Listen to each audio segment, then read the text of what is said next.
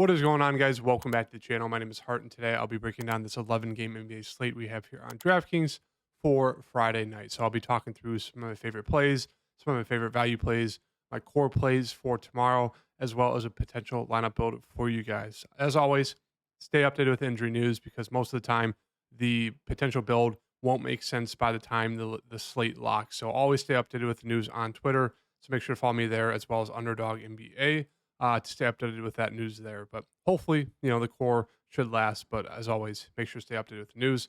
Hit that like button and subscribe. Do really appreciate all the new viewers. Welcome to the channel, and let's get right into it. So starting off here, I want to take a look at the game totals for tomorrow. I took a quick preview. A lot of gross games here in terms of game total. Nothing too crazy. There's only one game, which we'll get to in a second here, that looks fantastic. That I'm sure would be very popular to get a few pieces from. So starting off here, we have the Pistons and Hornets, 225.5 game total. Nuggets, Grizz, 225.5. Heat, Celtics, 217.5. Knicks, Hawks, 230.5. Thunder, Cavs, 226.5. Raptors, Bulls, 218. Rockets, Spurs, 227.5. Nets, Mavs, 228.5. Clippers, Jazz, 230.5. And then Warriors, Kings, 239.5. That's the game I'm talking about that a lot of people are going to want to get some pieces from because it's the highest game total. Two teams that play super fast pace, not a lot of defense. Excuse me. And it's a rematch of, I think this is what, the Western Conference semifinals, or is it the finals? One of the two. So yeah. And then we have the Magic and Magic and Blazers there, 223.5. So as you can see, a lot of mid 20s to low 20s game totals here. So nothing too crazy besides that's Kings and Warriors game.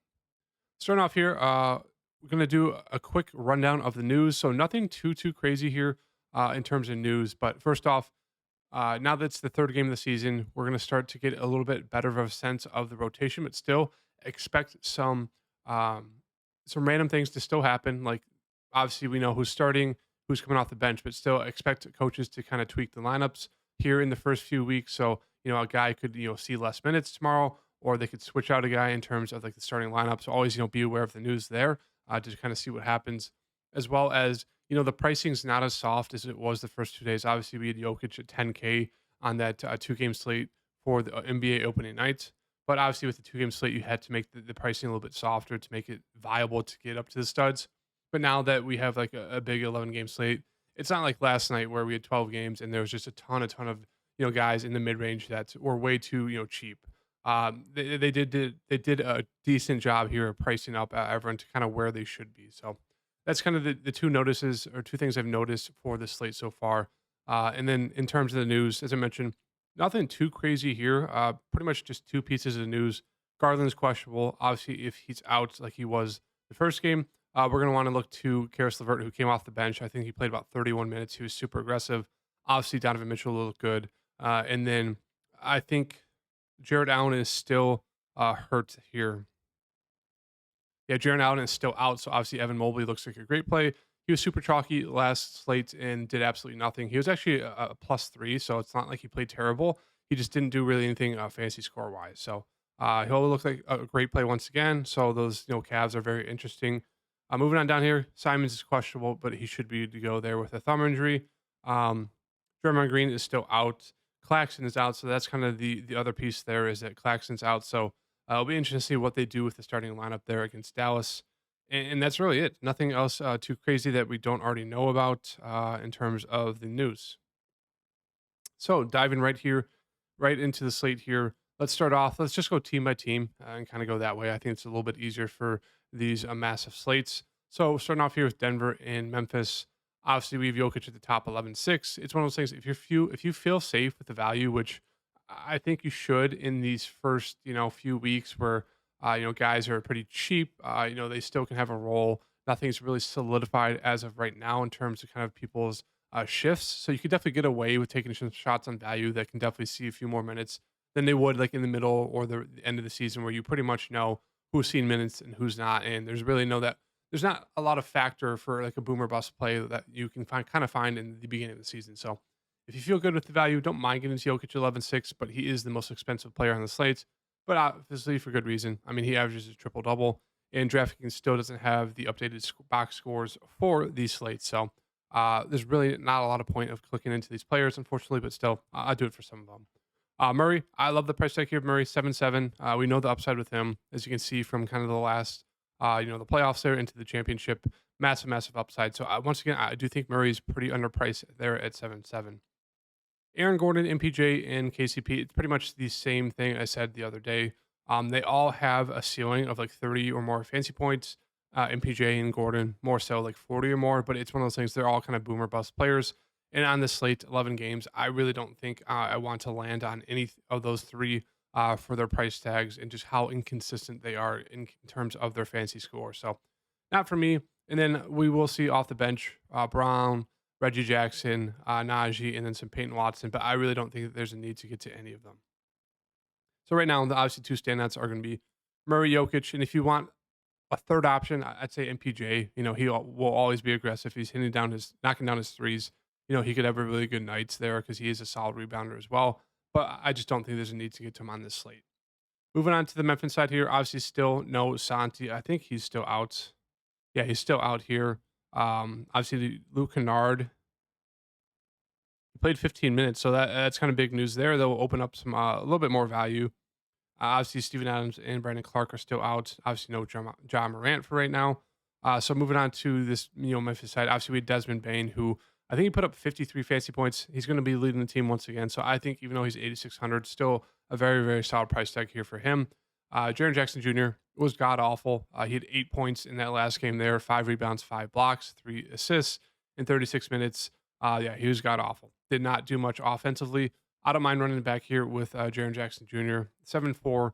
The ownership will be off of him. He's not going to be super chalk. And we know the upside there with him. Obviously, guarding Jokic going to be a ton of foul trouble risk, but still, they have Xavier Tillman, who I do think they'll throw on him to kind of limits the foul trouble upside with Jaren Jackson Jr. So I think he's a solid play. And then Marcus Smart, I think is a very solid play. Should see 30 plus minutes. He should be pretty aggressive there. Comes into a very solid price tag of 5.8. Tillman had actually a fantastic game there. Shot it 16 times, which I do think it helps that Jaren Jackson Jr. was in massive foul trouble. So it definitely made Xavier Tillman a lot more aggressive. But now that he has to guard Jokic, don't love the spot there for him. But he can randomly have those games where he goes for like 30 fancy points because he can do a little bit of everything. Contra will come off the bench, play some minutes. Xavier Williams did start, so 4,000. Pretty cheap there if you want a guy who should see mid 20s minutes. Don't mind him. Roddy saw, I think, close to 20 minutes, with no Luke Kennard. They should move some more minutes to some of these small forward and power forward guys. So I think Roddy's a solid value, 3,900. Rose will get some minutes. Jake LaRavia, he got minutes as well, 15. He's a three-point shooter. I do think he'll get some more minutes there with no Luke Kennard. So another decent value. Him and Roddy there are pretty cheap price tags. And that's really it. Don't really think we need to get to anyone else. Moving on to Detroit here. So Detroit, a lot to like here. Cade Cunningham, he put up, I think it was 26 shots here. Yeah, 27 field goals. He put up 30 points. He looks really, really solid in his first game back. So 8,800 for him seems like a fair price tag.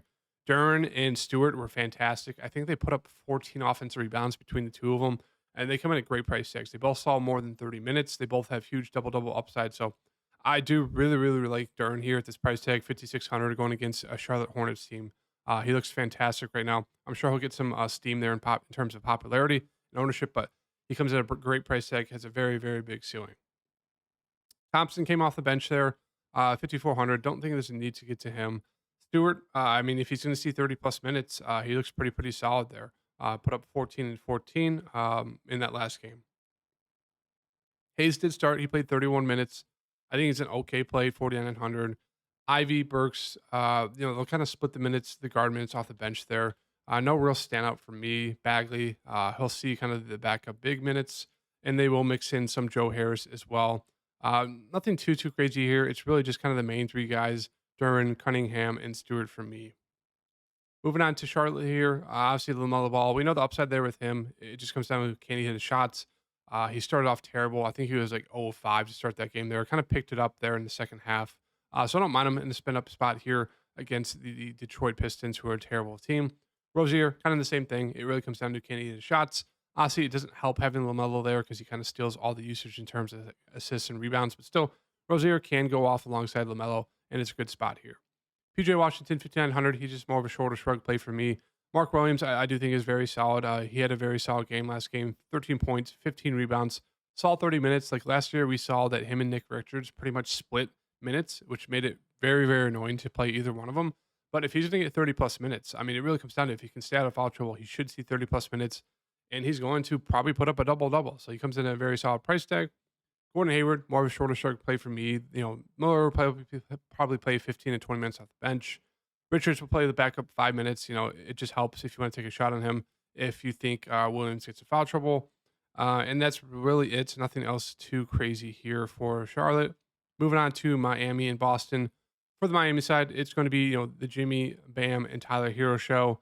Not much interest for anyone else. Hero's coming off a game where he shot it. I think it was like 20 times, maybe even more. Did not shoot the ball well at all, but his price really didn't move. He's going to be a volume shooter. I really like him here, even though it's a tough matchup. Moving on down here, Kevin Love did see 28 minutes, which is very surprising. Last year, he only played about like 15 to 20. They really limited him, but I don't know if that's like more so of a matchup thing. They're trying to, have more size there to guard the Detroit Pistons bigs. But I mean, if he's going to see high 20s minutes, close to 30s, that is a pretty cheap price tag for a guy who's decently productive there at 4,300. I don't mind taking a shot at Cody Martin off the bench, 4,400. He should see 15 to 20 minutes. And that's really it here. You don't really have to get too crazy with any of the value. They're just going to run their kind of main starters into the ground there for Miami. So I'd just stick with the starters.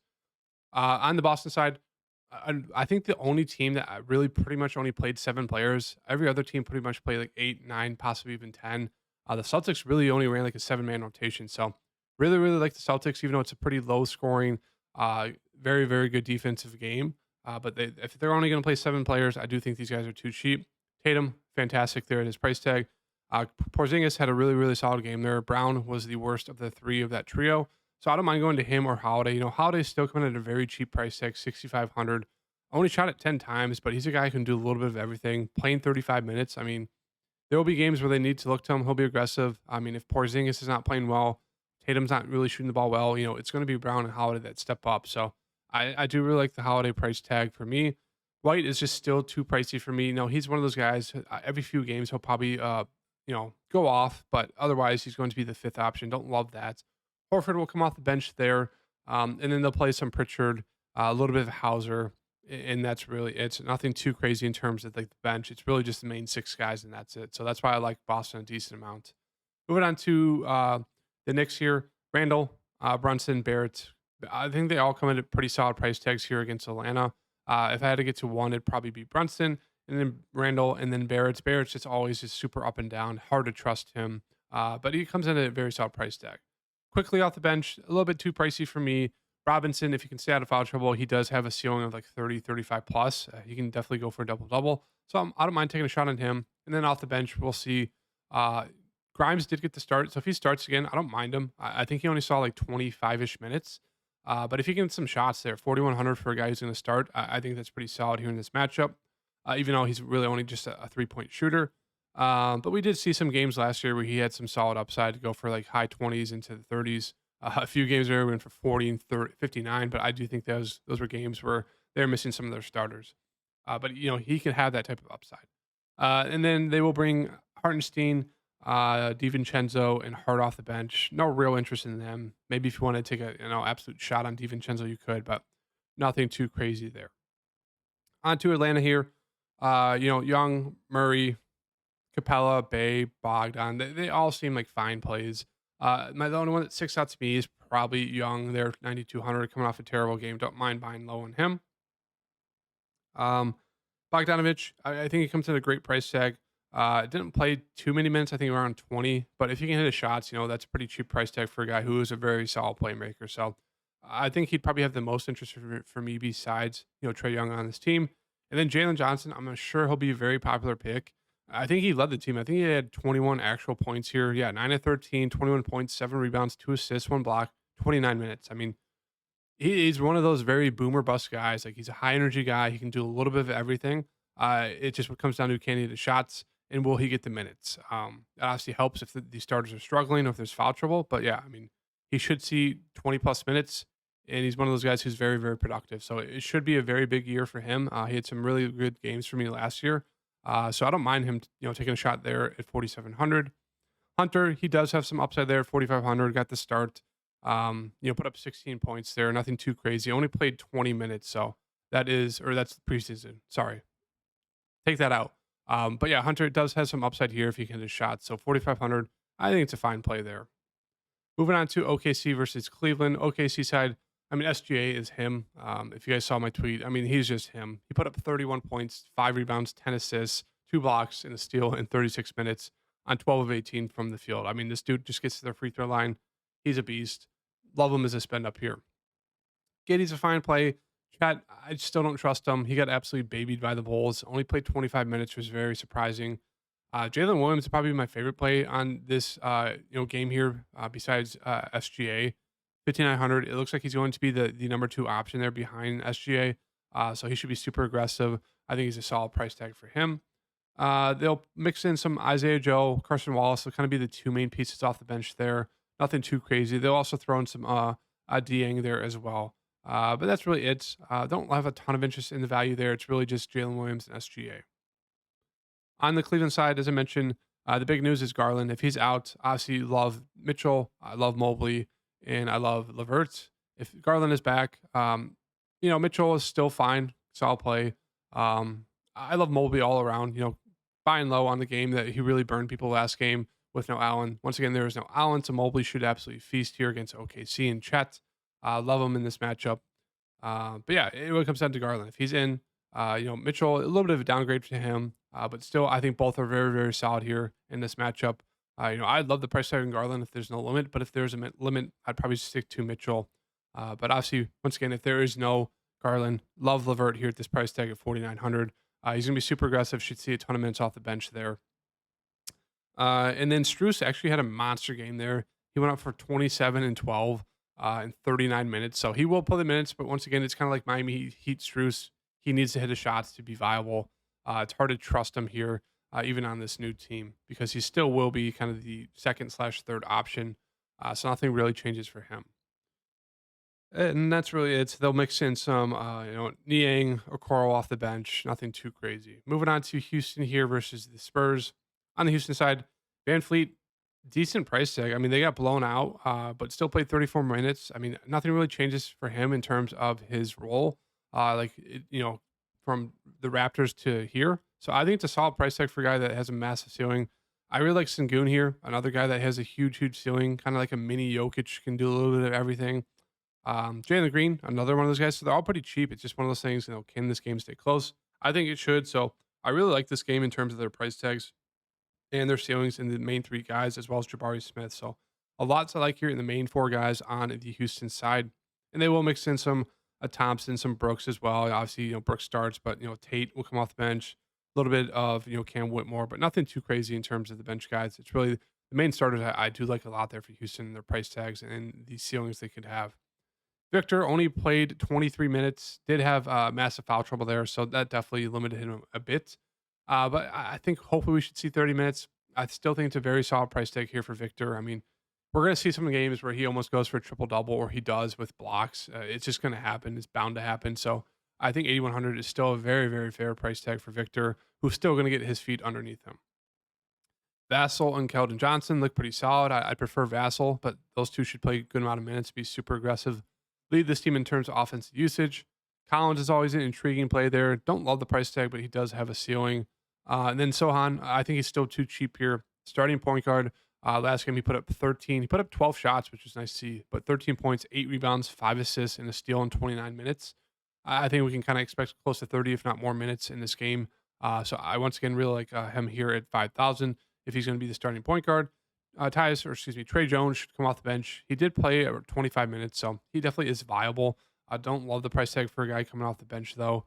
Then they'll put in some Usman, Branham, nothing too crazy there. And if you do think, Victor gets in foul trouble, they could look to Bassey, who's pretty productive in a limited amount of minutes. Moving on to the last few games here, Toronto versus Chicago. Toronto side, I love this matchup. The Bulls are in shambles. They already had a team meeting 1 game into the season. 1 game after the first game. I don't know if a team in history has done that, where they've had a team meeting, a players only meeting after the first game. Crazy stuff there for the Bulls, who are in absolute shambles. But yeah, solid price tag for Pascal. I think Scotty Barnes is way too cheap here for kind of being the main point guard for them. 37 minutes, 16 shots, 8 rebounds, 5 assists, 17 points, 5 blocks. I mean, 2 steals. We know the upside is massive there with Scotty. So once again, way too cheap of a price tag there for him. I like Schroeder. He was super aggressive, 5,600. He played 33 minutes, shot it 17 times, 22 points, 7 assists. So a lot to like there with, Scotty and Schroeder. OG and Pascal, more of the second and third option for me, but still very cheap price tags for all these Toronto guys and a great matchup against the Bulls, who are a good defensive team, but still they're just terrible. And they just seem to always shoot themselves in the foot. Off the bench, we'll see Precious, Gary Trent, who are always, viable. Podol's great price tag for him. I do think they'll need him versus Vooch, but once again, it's just the minutes. They're always random. I think he only played 23 minutes. He was the only starter that did not play more than 30 minutes. And we saw that last year. Like they will randomly play him 30 minutes, 33 minutes, and then the next few games they'll randomly play him like mid 20s, even if he's doing good. It makes no sense. Don't really get the rotation. Even without Nick Nurse, they're still messing it up. But yeah, I do think they'll play him probably close to 30 minutes. I do think they'll match him with Vooch because he's a pretty big body. Vooch is big, so I do think they'll use him. And he's got a really, really solid upside. Like once again, one of those players that can do a little bit of everything. He can assist, he can get rebounds, he can block shots, he can score points. So very cheap price tags here for the Toronto guys. On to Chicago, kind of the same thing. Very cheap price tags for all 3 starters. Really like all 3 of them. If I had to choose one, it'd probably be Zach or Vooch, but still very cheap price tags for 3 starters in this matchup here of 2, slow paced, good defensive teams. Kobe White did start. He looks fine. I don't love the price tag. Still prefer just getting to the main 3 guys over him and Williams. Crusoe, 4,100, still not cheap enough for me. And they will mix in some DeSumo, Cragg, Drummond, and Carter, but nothing too crazy there. Moving on to Brooklyn and Dallas. The Brooklyn side, obviously the big news there is Claxton. Will they start De'Aaron Sharp? If they do, love him. I mean, it's way too cheap of a price tag, but it is Dallas. And we saw last game at Dallas, if you didn't see, the big they started was we'll go to him real fast. It was their starting lineup was Luka, Kyrie, Grant Williams, Maxi Kleber, and Dwight Powell. I believe it was, or no, excuse me, it was Derrick Jones Jr. So they went super small with Kleber the 5, Derrick Jones Jr. as the 4. But Lively had a huge game there, so it'll be interesting to see if they switch up the lineup, put Lively into the starting lineup alongside Kleber, or if they stick with putting Derrick Jones Jr. in it. We'll have to see. That's why it's kind of interesting because it's like Brooklyn with no Claxton. They could go small.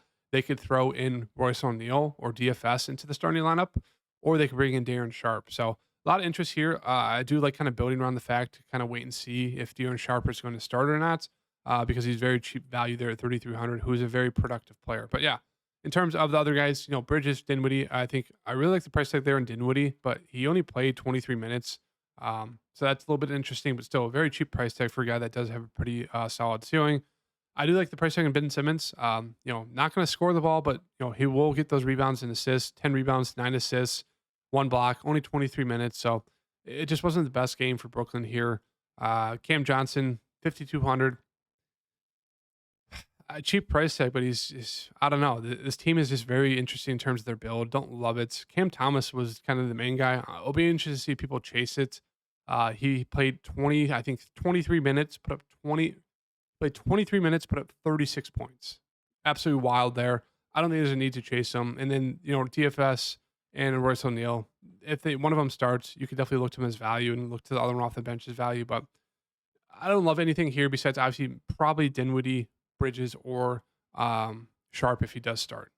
Dallas side, as I mentioned, nothing too crazy here. No one really sticks out to me in terms of price tag. They're all kind of just fine plays here. Nothing too crazy. Moving on to the Clippers versus Utah. I think it's still pretty cheap price tags for Paul George, Kawhi. I prefer getting to Kawhi. Russ always has upside, but still, I think I just prefer getting to one of the 2 main stars. And then off the bench, if Covington starts, I think it's a solid value, 4,100. He should see about 20-ish minutes, maybe a few more. And that's really it. Nothing too crazy here. Everyone's kind of priced about right. Utah, they ran on a weird starting lineup. It was Laurie, Clarkson, Kessler, Horton Tucker, and it was Laurie, Clarkson, Kessler, 3, Horton Tucker, and I think John Collins, if I'm not mistaken. And it was just a gross starting lineup. I like the price tag on Clarkson and Kessler if they start, or Clarkson if he starts again. I think it's a solid price tag. Kessler always has double upside. I think it's solid on him. I mean, Horton Tucker, I don't know if they're going to start him. What to see? Kelly Olynyk, solid value off the bench there. Um, same thing with Dunn. I think he's a decent play, but they did mix in some Sexton, some George, some Abaji. So they're playing a decent amount of guys off the bench. So it's just maybe Olynyk for me, and that's it.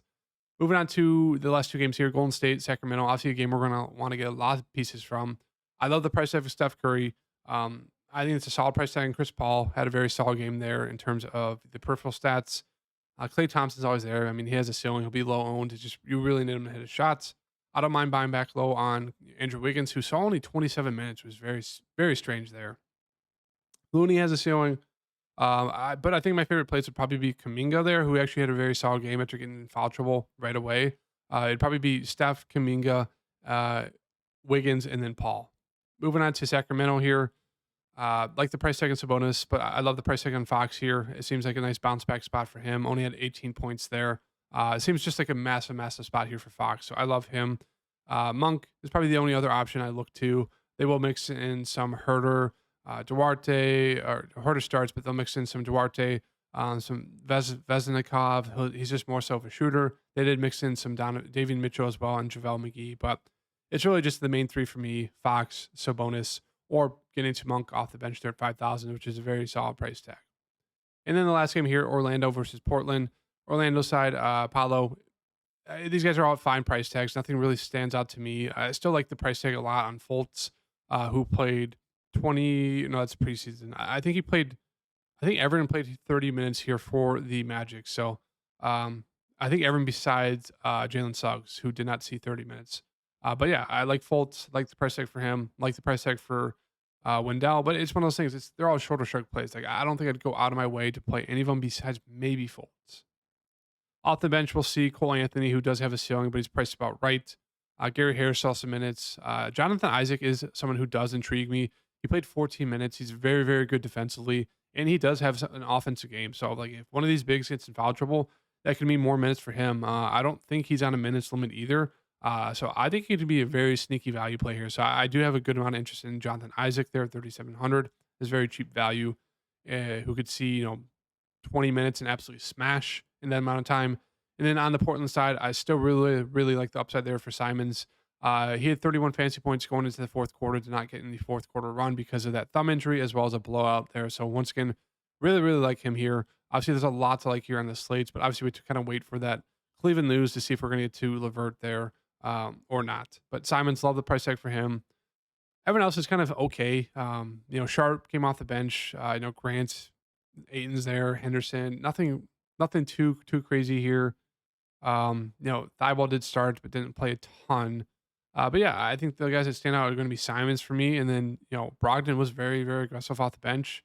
Should see about mid-20s minutes, kind of same role as he had on Boston. Should be that main, spark plug off the bench. So I'd say him and Simons are my favorite plays there for Portland. And to, I guess, finish off this build here, left with like 5,000. So I guess we'll just pay up for now. But as I mentioned, just stay up to date with the news because that is kind of big news there in terms of Cleveland if we're going to get to LeVert or not.